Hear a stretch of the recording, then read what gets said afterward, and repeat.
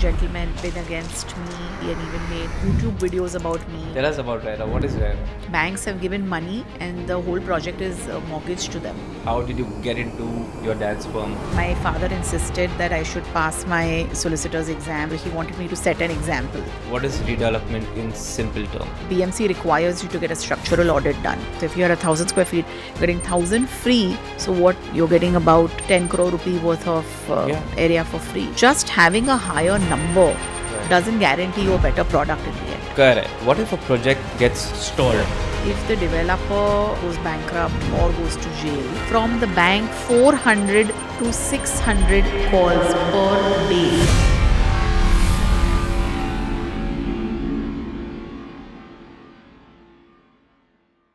Welcome to another episode of Key Conversations with Sajid Vakil. Today, we have a very special guest on our podcast. Nitya Shah is an advocate and a partner at Divya Shah Associates, a law firm known for handling complex real estate and redevelopment matters. Her work focuses mainly on disputes, stalled projects, and advising societies through the redevelopment process. She is also called the Lady Dawn of the real estate law industry. Hi, Nitya. Hi, Sajid. How are you today? Really good. I know it's your first podcast and you're a little nervous, but I think we are going to go with the flow. Thank you and for having be yourself. me. Yeah, It's comfortable talking to you. I feel like I'm still talking to Perfect. Sajid. Perfect. So, Nitya, I don't think a lot of people know what you do. So, tell us something about yourself. So I'm an advocate and a solicitor. Hmm. I can't remember when I passed out. I think it's been more than 15 years since I've been a solicitor. Um, I work at my father's law firm, Divya Shah Associates. We have a branch in Khar and one in Fort. The one in Khar, we handle a lot of real estate transactional work, including redevelopment, sale, other kind of plot agreements, JVs. And the Fort office, we handle litigation and arbitration mostly. Okay. So there are 5 partners at the firm, and I enjoy doing both. I enjoy doing my litigation practice as well as my real estate practice. Right now, with the boom of redevelopment, I'm basically just riding the wave. So, let's go back a bit. So, where have you studied and, how did you get into your dad's firm? Interesting. I went to Avabai Pettit in Bandra for my schooling. Right. Then I went to Xavier's for my junior college. Proud Xavierite. Then I went Right. Pettitite too, but not such a proud Pettitite as a Xavierite.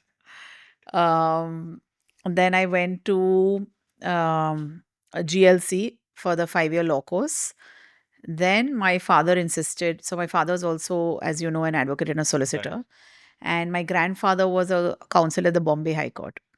Oh. So then my father insisted that I should pass my solicitor's exam. And it was like, I am the firstborn child, and I have a younger brother. So he wanted me to set an example.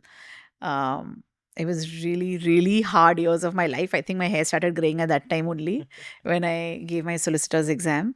But it gave us a lot of knowledge. Like we used to read these original, like these fat Pothis commentaries, and have to study all of that for I don't know how many It's acts. all around your cabin, those huge books. Those books, yeah. And then I made a deal with my father. I said, if I pass this solicitor's exam, you're going to pay for whichever apartment I want to live, and I'm going to the US to do my master's in law. Okay. I don't know whether my father was not expecting me to pass or what that deal was, but in the moment he said, yes, I will pay for everything. And I passed, and I left a few months later after that for my master's. So I went to Chicago Northwestern for my LLM. Okay.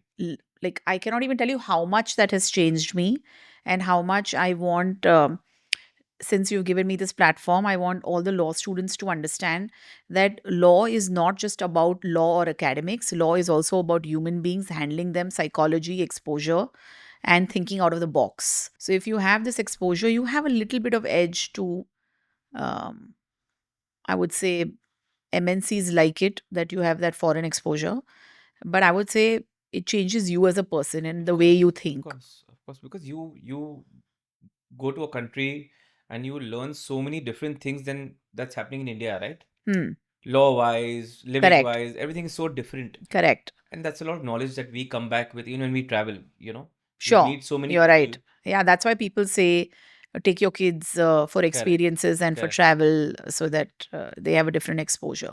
Yeah. So I did my articles with Mr. Gaurav Shah of Negandhi Shah and Himayatullah when I was 19. Right. And then I went away for my master's, as I told you. Then I worked at a law firm in New York for a year, at a real estate law firm. But unfortunately, that was the year of the economic downturn in the Oh. US. So then it didn't make sense. Deals were not being signed, and it was the kind of matters that I was handling over there were not fun. They were representing banks to take flats from people who can't afford their mortgages and are, those kind of, it just didn't interest me anymore. So I left from there within that year and came back to Bombay. And I've been with my father's law firm, Divya Shah Associates, since then. Nice. Tell us something about Divya Shah, sir. So dad has been a partner at Desai Devanji when it was called Ambubhai Devanji. Okay. It's a prestigious law firm in South Bombay. And he's also been doing real estate his entire life, I think. Um, he is a really good mentor. Hmm. He keeps the place like the firm that he started 30 years he was with Desai Devanji when they 30 were years. 30 years he was a partner there. Wow. And then he shifted out and started his own law firm, maybe also around 20 years ago. Okay. And then Divya Shah Associates he started out with three partners. Basically, it was him and his team who moved out of Desai Devanji, Okay. and he made his senior associates his partners. Okay. And they've all worked very hard, and they all know each other for so many years. I think dad considers them as his children first Right. before Vyom and I. And very close. The environment is comfortable to work in. And then when I came back, I joined dad's law firm, and it took me a little while to start my own practice and to get my own clients. Right. And you When did it's you join that firm? How many years back? I got married in 2011, so I've been working there since 2009. Oh, nice. 2008 I moved back, so 2008 end December I started working with dad. Almost 16 years now. Yeah. Right, right. So everything around you revolves around real estate, right? That's true. Because your husband is also a developer. That's Tell us true. something about him. So Ankur Parikh is my husband's name, and Ankur Shah. Ankur Parikh, poor guy. Everyone calls him Ankur Shah. Yeah. That's his pet peeve. That's really an issue in our house when those wedding cards come with, because I still go by Nitya Shah. So Yeah. there are people that don't know him personally and have invited both of us, and they'll say Ankur Shah and family on the card, and that really, really pisses him off still, even still after all these years. Hopefully, after this, nobody will call him Ankur Shah. He's Ankur Parikh. Guys, Okay. take note before the wedding cards come in. So his firm, he goes by Ankur Premises Developers. He's also a developer. Right. What that does for me is it gives me exposure because I handle his legal, all his titles, Right. all his sales, all his investors, all of that. So it gives me a chance to have perspective from both sides. I represent a lot of societies, Right. but I also know how developers work and what is the practical side of the business. And I think I'm able to marry the two and Right. do a fair contract. That puts you in a perfect position to take care of the things that the position you're holding Yeah. in the firm. In the firm, as well as I think it really influences me in the decisions, the negotiations that happen in development agreements, Right. because I know the developer's perspective Right. already. And we are not adversarial when we are sitting at one table trying to close a development agreement. At least I don't like to see it that way. Right. There are law firms that behave adversarial, but I prefer not to. And I've always say to a developer that, if you're serious about the real estate business and you're serious about construction, then you should get to that stage. You shouldn't be playing lawyer with me Right. for 2 years. Right. Of course. Get on with your job, man. So you must be handling what, around 30, 40 societies in Bombay today? Maybe many more. Yeah. Many I more. would say And you're from the society side. Mostly the society side. Yes, So, I do represent a few developers, but we're mostly on the society side. so for a lot of people who don't know about redevelopment, tell us what is redevelopment in simple terms for people to understand. Sure. So redevelopment is basically when your building has, been around for about 50, 60 years or 40 years plus. You have higher cost of maintenance of the building. Mm. So there is leakage issues and there are plenty other issues caused by wear and tear or simply by the fact that you have not spent money to maintain your building over all Right. these years. Now there are slabs falling, you Mm. know. In that situation, some societies, most BMC requires you to get a structural audit done Right. every few years. And then they find that the cost of repair is too high and the members are not willing to put in That that amount of kind money. of money to Yeah. carry out the repairs. Um, that's one aspect. Right. But the practical aspect right now is that the DCPR 2034 has come out with such lucrative schemes Mm. in terms of FSI. Mm. The new schemes are absolutely a boost to why, with the higher FSI, with the, I like to call them vanilla schemes and exotic schemes. Right. So if there is overconsumption of FSI on a particular plot, even then we can opt for the exotic schemes.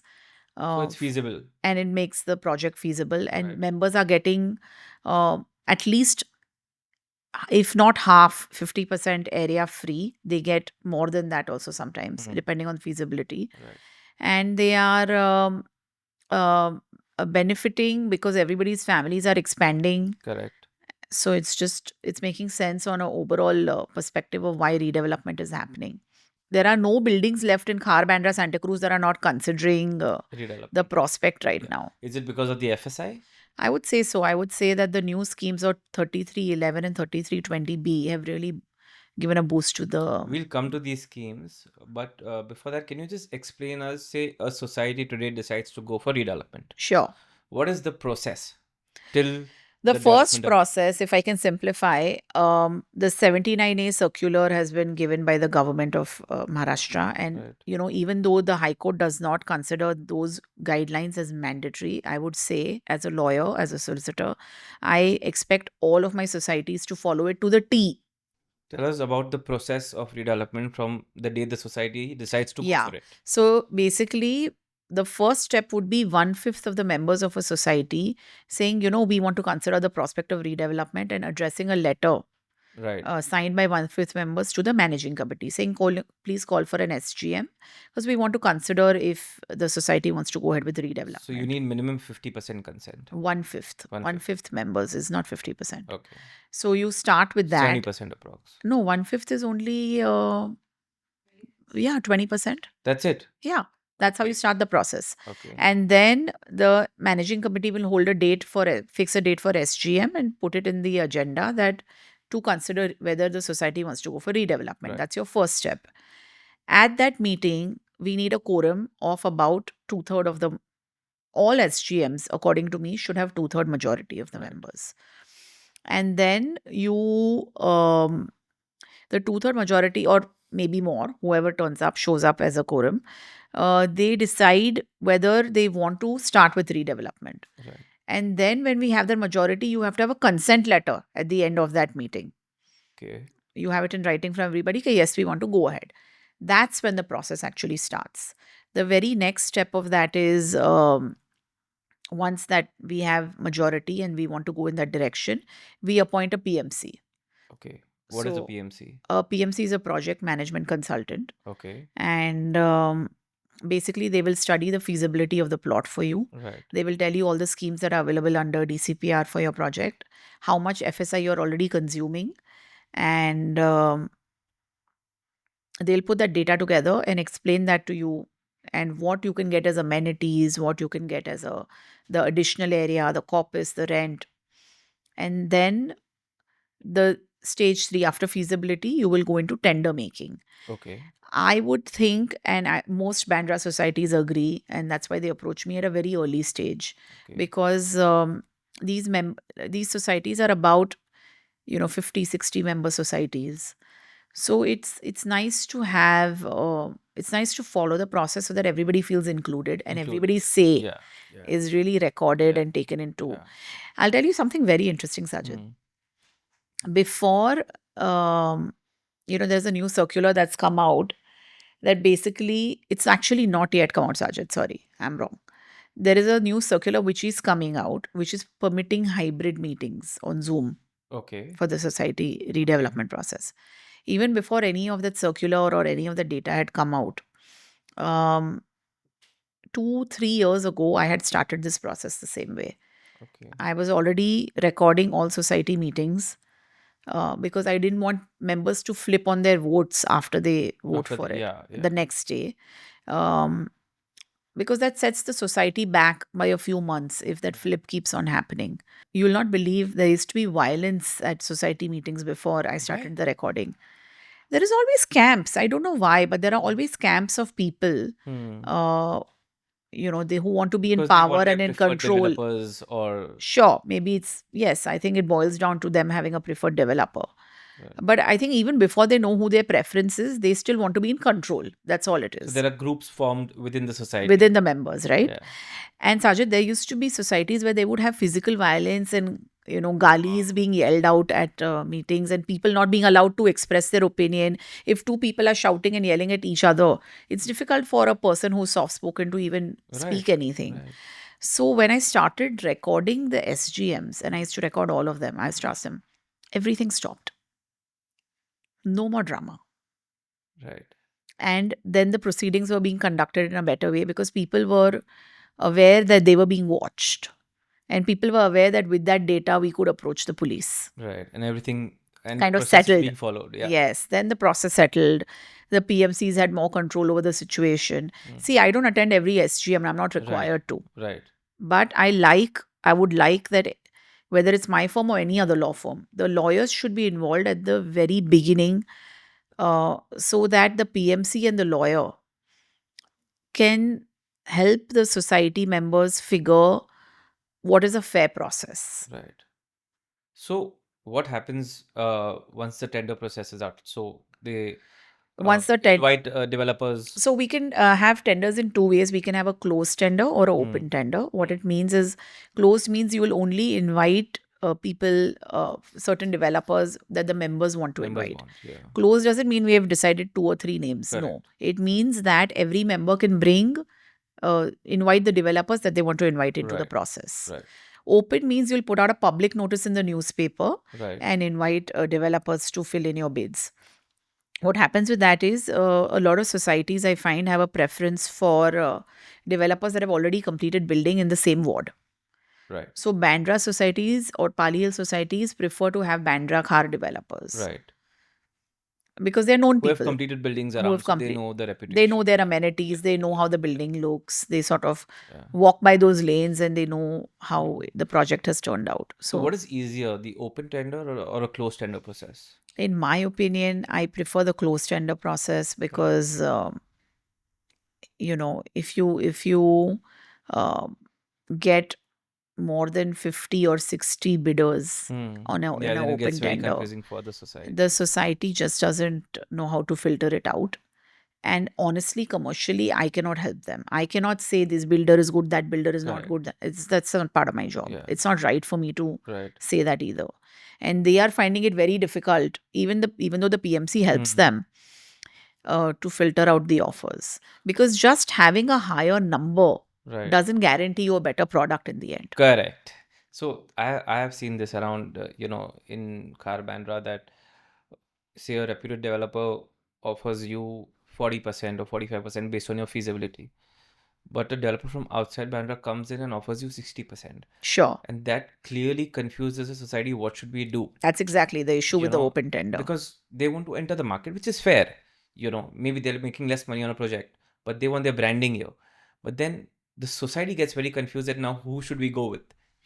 But in the end, what matters is your quality and your building getting ready on time. Sure. So that's So what there I've are a seen lot of brands, Sajid, that actually say this openly. A lot of promoters say this. They say, we are not going to increase the percentage and make it what the members want it to be. Right. just because some other developer has given you that percentage. Because we have to see, a lot of developers right now are worried about market crash. I don't know, maybe happening. This war Possible. situation was Possible. looming. We didn't know what was going to happen with that. And And people were also a worried lot about, of projects that are coming up right now. There's so much stock coming. correct. Yeah. The demand supply is absolutely skewed. Yeah. And who, I wonder, Sajid, you have to tell me this. Who's buying these flats? I mean, So we I'll are tell you churning something. them out, but Around 3-4 years back, we were in a market which had very high demand but very low supply. But today, buyers have choices. So they go around shopping everywhere and see where they're getting their best rate, and then they buy.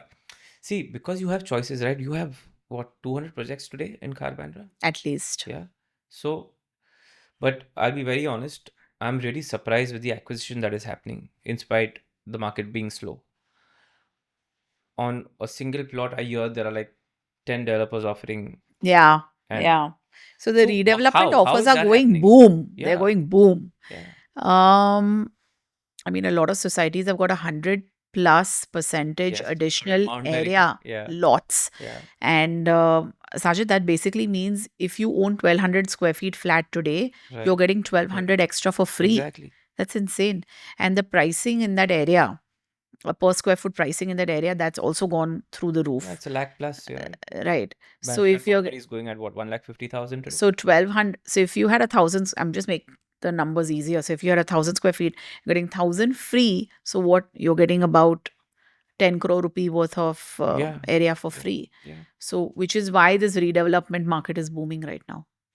So what happens after developers put in their tenders? What's the next step? So once they put in their tenders, we have to run the PMC makes a comparative. We open it at a SGM. Okay, we want it to be sealed envelopes, and we open the envelopes in front of everybody to make sure that there is no wrongdoing. Right. Like switching envelopes and putting Right. it. Again, that completely stopped after I started video The recording recording, because we would zoom into the Right. opening of these. So the PMC will open the envelopes in a SGM. That's how I like to do it. We also invite the representatives of the developers there. If they want to be there, it's up to them. After that step, we run a comparative. So the PMC makes a comparative table. We circulate it to the members. We then have to go for shortlisting. Right. So Now- you decide like a top 3 or a top 5 or something. Yeah, depending on, I would say top 5 is Yeah. usually where it goes. But what I like to do is have the corporate presentations in the middle Right. before going for the top 5. Right. So it's not the plan for this particular project, but show all your work Yeah, but the and developers. give members the chance to meet the promoter. Right. To me, that is one of the most important aspects of this business. If your promoter is approachable, if he's capable of sitting and negotiating things at the DA table, that On a that personal goes level, on that just project goes in a much faster way. It closes in a faster way. Right. So after the corporate presentations, we'll go for shortlisting.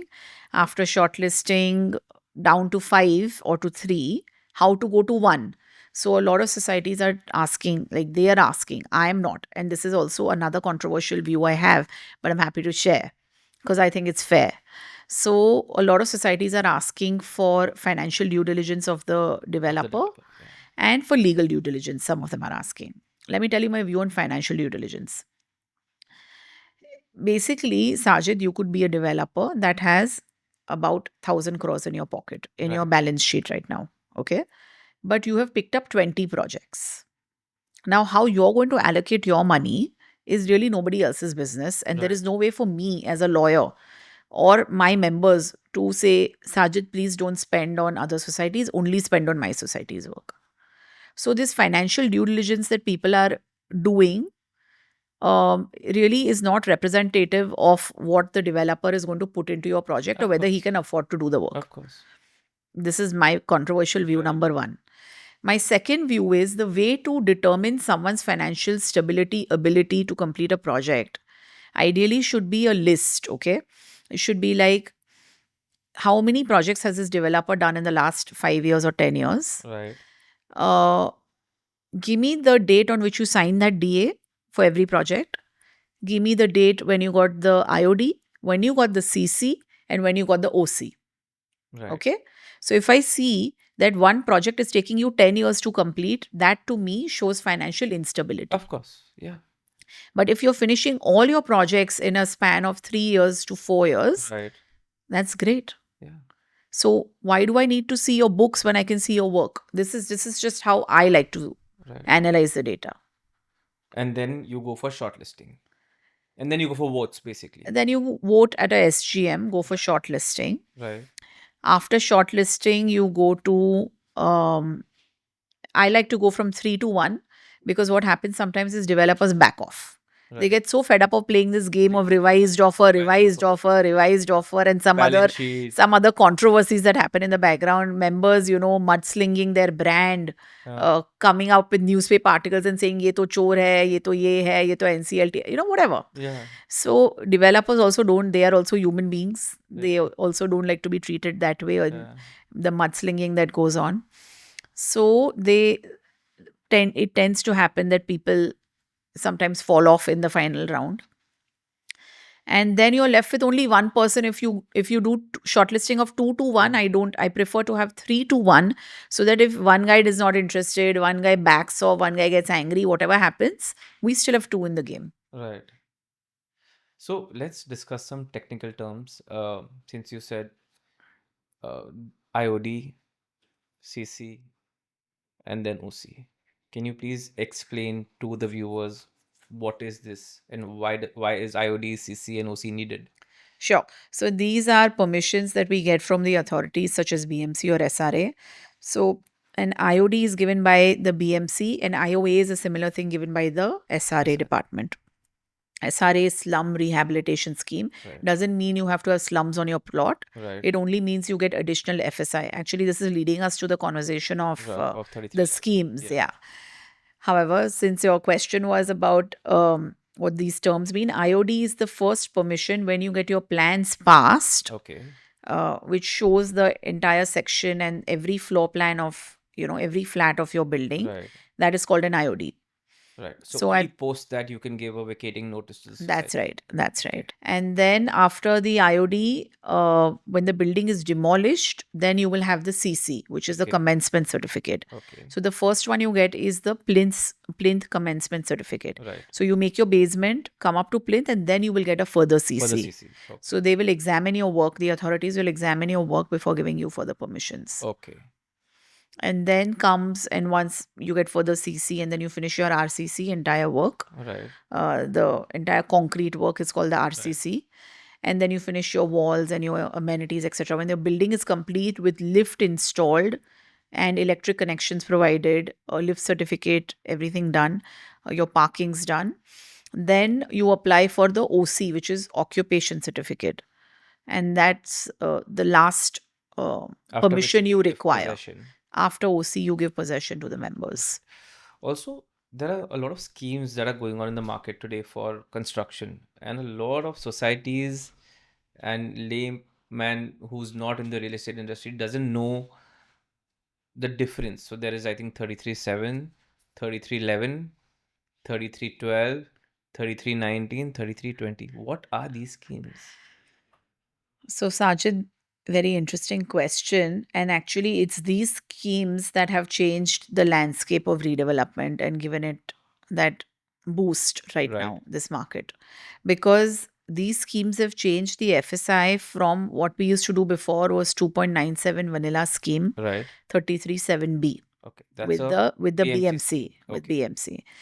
And that was the regular FSI, which, there is a zonal FSI of the plot. You buy TDR from a Right. third party, you load the TDR on the plot, and you finish that construction. Right.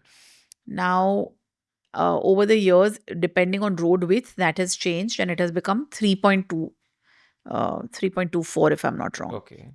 So that is your vanilla scheme still, depending on So what road is the width. road width you need for a 3.24? More than 12 meters. Okay. So that qualifies that society to go for If you are a building on the main road, Okay. which your road width is more than 12 certain meters. 12 meter, Yeah. you will get, I'm not sure whether it's 12 or 13, Yeah. but basically after that you will be able to apply for 3.24. Right. And before that, if you have a smaller road, you have 2.97. Okay. Okay, these are your vanilla schemes. Right. These are with BMC. Right. If you want what I call the exotic schemes with higher FSI, you get a scheme of 3311 or 3320B, Right. and those will give you up to 4.05 FSI. Okay. So 3311 is the SRA. SRA scheme, Okay. and 3320B is the BMC scheme. Okay. Now the 33, both the schemes will give you similar FSI 4.05.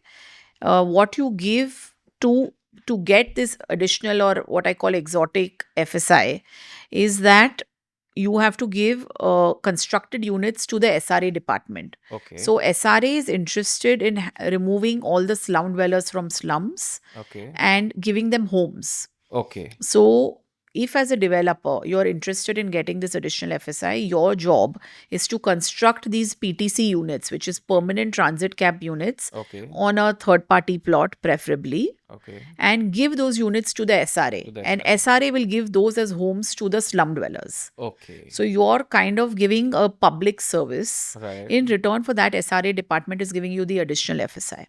Got it.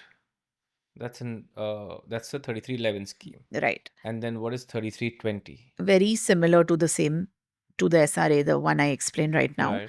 Instead of PTC, they are called AH and RR units. Okay.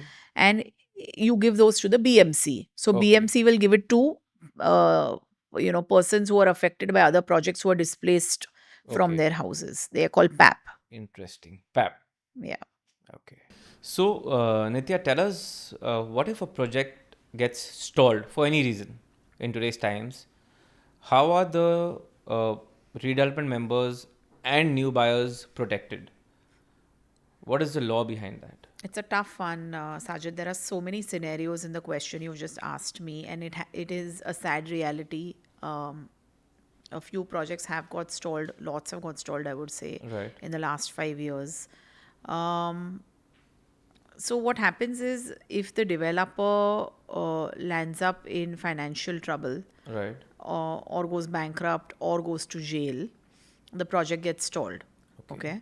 And then the rents are not paid for these members, for the society members. Their houses are broken. Rents are not being paid. It creates a lot of stress on them. It's for this reason that we insist on having some amount of bank guarantee or lien area as a security measure in our agreements. But back to the point, if the project gets stalled and the company is taken by operational creditors or financial creditors of that company, the developer company, into CIRP, which means they drag them into NCLT court, they file a petition there. And if there's a IRP or a professional, a resolution professional appointed for the administration of the company, that means that the original promoters are out. Okay. Okay.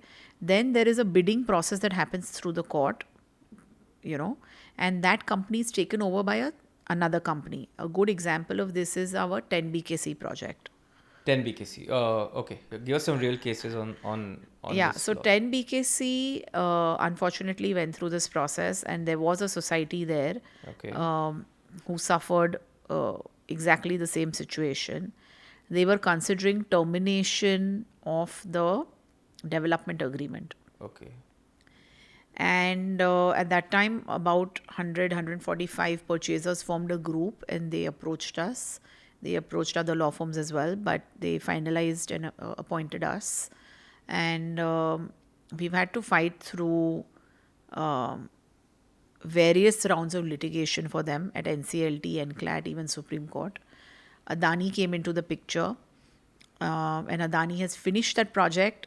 And I'm so happy to see that those 145 people that we were representing have got possession of that. And with these allotment letters, and most of these people had registered agreements also, and some of them were subvention purchasers.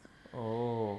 And the banks were literally harassing these buyers because the project was not going on, but they required to get the EMI after a few years. Right. The builder was supposed to pay the EMI till the possession was handed over to these buyers. Builder's work is stalled. He cannot afford to pay. Bank starts harassing the purchaser. Purchaser doesn't even have the flat. And he's What paying is he EMI. paying for? So I had to file petitions at the Bombay High Court to get stop coercive action orders from the uh, Honorable High Court, just so that all the other smaller, coercive actions that were happening, such as, the banks would start arbitration in Gurgaon, they would start in Haryana. These Bombay people had to appoint lawyers over there, Oh, run around, God. right? There was one matter in which collection calls started coming. 400 to 600 calls per day From the bank. from the bank, these agencies that these bank Yeah, employs, the employee. Yeah. One of my clients went through hell. Him and his wife started getting calls on their cell phone. They couldn't do any business or any work anymore. They couldn't live their normal lives only. The the third party agency hacked their phones Oh, God. and even sent out messages to their relatives. This is all happening in a subvention matter. Can you imagine? It's not even the fault of the buyer. And the developer was supposed to pay the EMI. That was the Correct. deal. Correct. And the developer has written very smartly in the tripartite agreement in small print, I will pay up to so and so date. Boss, you're supposed to pay till you give me possession. Possession, yeah. You've not done your job. You failed in these payments. And now you have the courage to come and fight me in court also. So buyers have been through a lot, but 10 BKC, and I cannot take credit for that on my own at all. There are lots of law firms involved in 10 BKC. Right. Vadia Gandhi was involved also. And they were representing Adani and HDFC and, several people have put their mind together and we have been able to finish this building. And the buyers have got possession less than 2-3 months Finally, ago. yeah, and it's a nice project. It's Yeah, lovely. After Adani completed the project, it's lovely. Yeah. And at least they got value of the investments that they made. Correct. So we have a similar one actually. Right now I'm representing Avenue 50 for Purchasers Group. Santa Cruz. Right. Okay. Near Yoko Sizzlers, Yeah, that site. that is still stuck, the project. Yes, unfortunately, that is still not taken off. There are 2 developers and a third JV company of the 2. And I represent about 100 people there. So when a society is going for redevelopment, okay, and say there are 100 members, for example, so you need 51% consent for it to go through? What is the law behind Very that? interesting question, Sajid, actually. Because the redevelopment guidelines, they require minimum 51% of the total majority of the Correct. SGM, of the members. Of the SGM. Of the members. Of the members. So if you have 100 members, the guidelines require minimum 51% of Right. those members. So 51 members. But the bylaws, if you were to cast aside these redevelopment guidelines and say they are not mandatory, Okay. which is the stand that High Court has so far taken in all the case law. Right? This case law, what I'm talking about right now is a grey area in the law, which is yet to be decided by the High Court. Okay. So take it that this guideline, the circular is not mandatory in any way, park it. Now, if we are not to look at that, we are to look at the bylaws and the present law on the subject. The bylaws number 100, it kind of eases out the quorum requirement. So the quorum in any SGM should be 2/3 of the members or 20, whichever is less. Okay. So now let's see if we had a 60-member society Right. and only 20 showed up At the SGM. at the SGM. Okay. Now, now the quorum requirement is met. Right. And now if by majority, 11 members. exactly, 11 members could decide the fate for 60. If you went simply by the bylaws. And if you did not take redevelopment guidelines into consideration. To me, that sounds very wrong. And when I am the solicitor for a society, this is the reason I follow the guidelines. Because I want minimum, I don't even want 51%. My ask is higher as a solicitor. Like I started doing video recording even before it became or circular or law, Right. I insist today also that we need to have more than 51%. No builder is going to sign a DA with you when you are 49 versus Yeah, because 51. they don't want to get into negotiating with other 49%, right? Right. How are you going to make those kind of investments that are Right. required in these Right. high value societies, Right. high value projects, I mean. So I prefer at least something above 65 to 70% to be on the consenting side.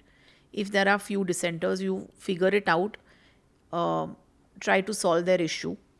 But The issues are usually very simple. but Issues are, every society has one or two mischief makers. Say, uh, 8 out of 10 are ready or 9 out of 10 are ready. One guy is always there who will be a descending member and not vacate. Sajid, sometimes it is that one person may have more knowledge than the rest of the members. Right. And so he's questioning the processes. Okay. Okay.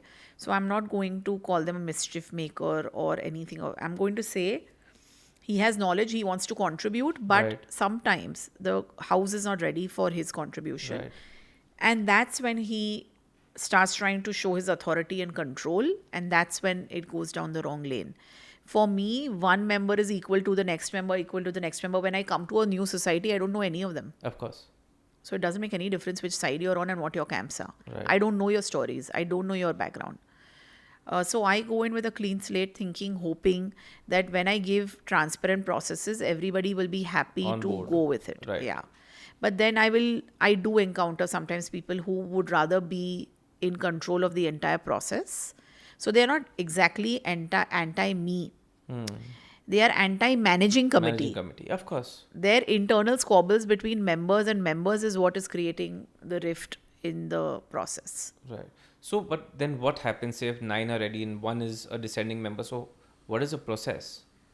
What happens is that we enter into development agreement at that stage. If that one member cannot be, sort of taken into the fray with the rest of the members, then he will not sign the agreement. Okay. And then after that, we actually can call him a dissenting member. Right. So at the time of vacating, after the IOD is got and all the permissions that I require are got by the developer will be filing a suit at the High Court and asking for permission from the court for this one member's house, for the member to give up possession of his house for the purpose of redevelopment. Is it a very long process? No. Now it's become simplistic because so many processes, so many cases have happened, so many precedents are there. So now you could, with a strong judge, pretty much get this order within 1 or 2 hearings. So then they have to actually vacate the house. They and- vacate, and if they don't willingly vacate, then the police will go there to their house and But then does the developer give them rent also? Once yes, they the vacate? developer will give them rent, give them copies, give them the exact additional area. It's not like they get a different deal from everybody Okay. else. But in certain development agreements, we write down that the cost incurred Right. for the litigation will be deducted from the rent and the copies of that particular Oh. member. So, Nitya, what has been the toughest situation you have handled emotionally? Emotionally, I think sometimes I feel hurt when my emotions or somebody else's emotions. Which ones are you asking? Your emotions. My emotions. I feel a little bit hurt when I give my all. I try to create the best processes for a society, and then members will turn around and say something mean about me. In fact, one gentleman is been against me and my process in one society, and even made YouTube videos about me and my fees and how expensive really? I am, and I still don't do a good job. He's made a YouTube video about you. He's made a video. Saying what? I don't know. I did not watch the whole thing. It was brought to my attention by a few other members. Right. People were a bit worried about my reaction, but honestly, Sajid, what does it matter? What does it matter? One member who's unhappy about something in the building and wants to gain control of the process is naysaying our process. It's okay. He's entitled to his opinion. Right. Also, I've heard, because I'm in this field, there are a lot of talks around about your high fees that you charge, apparently. I'm sure you've heard of that. I think, Sajid, to be fair, I charge equal to the other law firms that Right. are well known. And also, you're good at your work. So, your Yeah, fees are, I mean, I've dealt with it's you. I have never had any issues, or my clients, right? thank you so much, Sajid. Thank you for Yeah. Yeah, acknowledging the but quality of the work. exactly. But, there are talks around, and I'm sure it's come to your notice also. It has. There have been people who have come back and said, so and so person is charging only 5 lakh rupees and your bill is 40 lakh rupees. Your scope of work is so much higher. What is it that you bring to the table?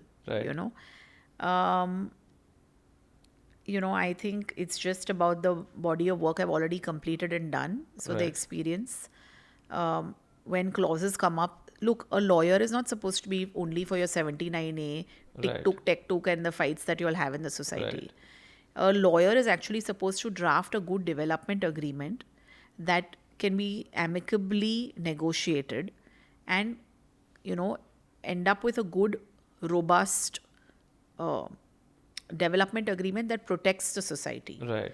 that gives you security measures, and that in a bad case scenario, your step in rights, I should be able to fulfill my duty as a lawyer.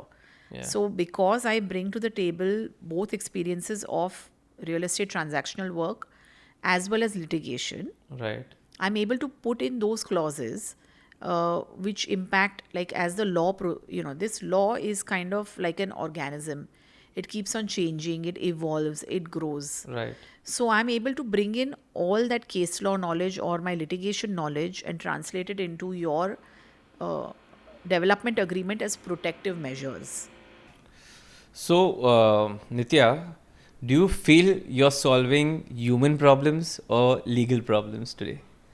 Good point and good question. I feel like more of a psychologist than a lawyer sometimes. Since you're dealing with Because so many members every day, right? correct, because every society has minimum 30 members or more, and everybody has their own reactions to the processes and their own insecurities, frankly, Right. which fuel some of their behavior.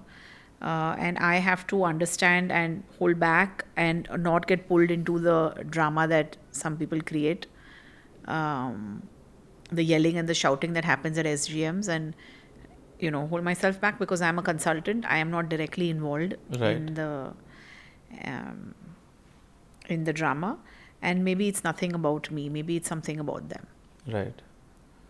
So yeah, I think that one part, and also when we negotiate a development agreement, I like to find solutions. There are problems that even the developers, lawyers face, or the developers facing, and I'm usually for the society, and I try to find solutions or a creative way of getting the same outcome, which is a win-win for both sides. Right, of course. It has to be, right?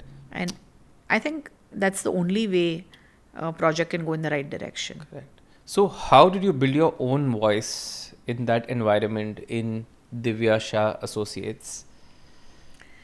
It was difficult at first, I cannot lie, Yeah. because when you have a successful lawyer father, it's pretty difficult to find your own clients, to shine your own way, Right. to even draft documents your own way. I'll give you a small example. So when I joined Dad, I had just studied, I'd just come back from Northwestern, and I had a different way of drafting.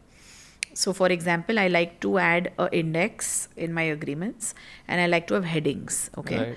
Now, what can happen, how it can go wrong, and Dad is not wrong in that. How it can go wrong is the heading may not be perfect for the content, Right. which is covering. And so, you have to add a clause in your draft that says the headings are only for ease and not for limiting the extent of that clause. Right. So Dad had this worry when I started this new style of drafting, and he said, "What is this? You cannot just bring your own style, which the Indian markets are not accepting right now." This was happening way back. Like, this is how I changed my drafting in 2009-10. Right. So people weren't drafting that way.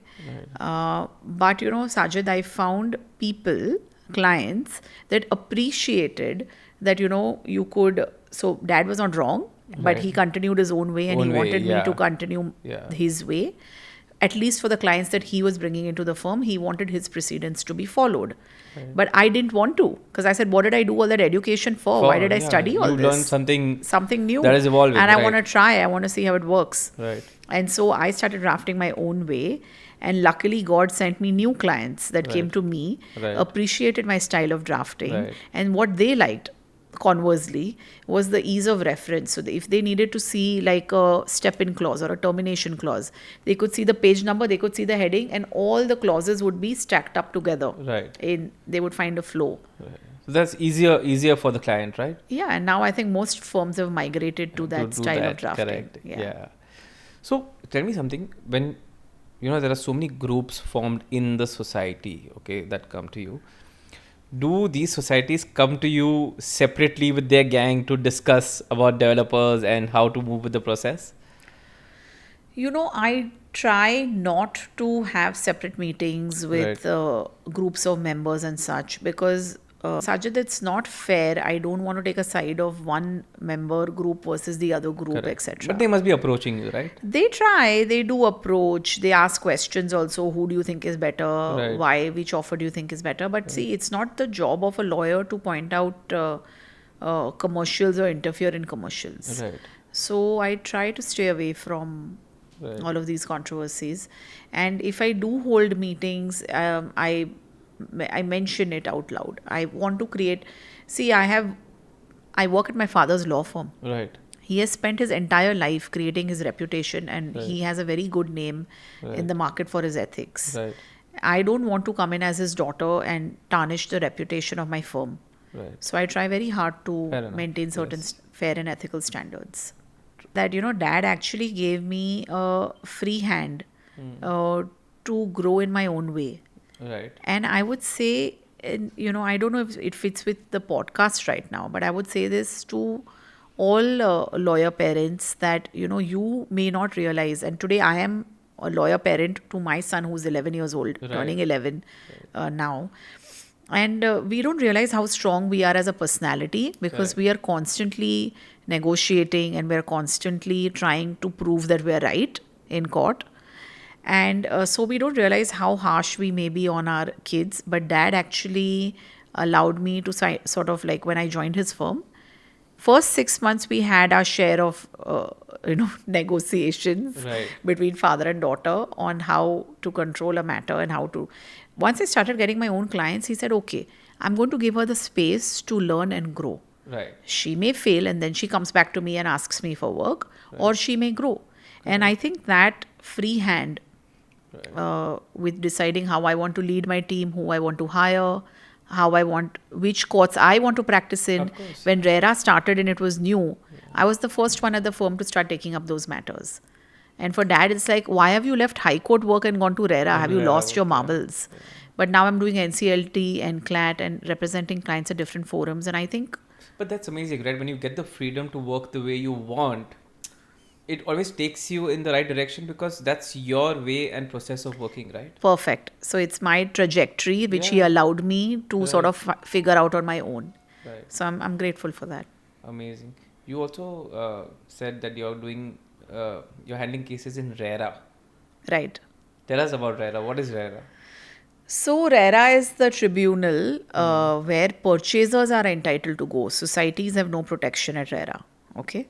They have to approach the High Court if society has a problem. So it's only for... It's only for purchasers of apartments or units or commercial units that they can approach RERA if there has been a breach of terms and conditions, that they've entered into agreements with developers, or they have not got possession of their premises, where projects are delayed. RERA has the power as an authority, as a tribunal, to step in and complete a project. So, Nitya, before we end this podcast, I would like to ask you a question. What advice would you give to the young generation lawyers who are getting into real estate law? That's interesting. So, I think it's a little funny, my advice, but it's interesting. Real estate lawyers are never free. There is no downside in our business. Right. Because when the market is good and booming like right now, we have lots of work through transactional. And when things are not good, we have litigation work. Right. So real estate lawyers are never free and sitting at home, which is Right. it's a lovely place to be. You always have work, and I think it's not a dry subject at all. I think it's a very glamorous subject in my opinion. Right. It's very interesting. It has nuances. So it keeps you and busy, yes. absolutely keeps you busy. And in a city like Bombay, where I expect this growth to continue, along with infrastructure, it's going to continue for at least another decade. Wow. So this boom will continue in some way or another. So for kids that want to join law and specifically have a niche in real estate law, there are plenty law firms in Bombay to do their internships. I would only recommend that they start early. Right. I would encourage all the kids to consider doing their solicitor's exams, even though it's not a degree under the Bombay University, because it gives you that exposure to all the laws that you wouldn't necessarily study in your 5-year law course. Right. So to gain that advantage, I would ask them to give these exams, the solicitors.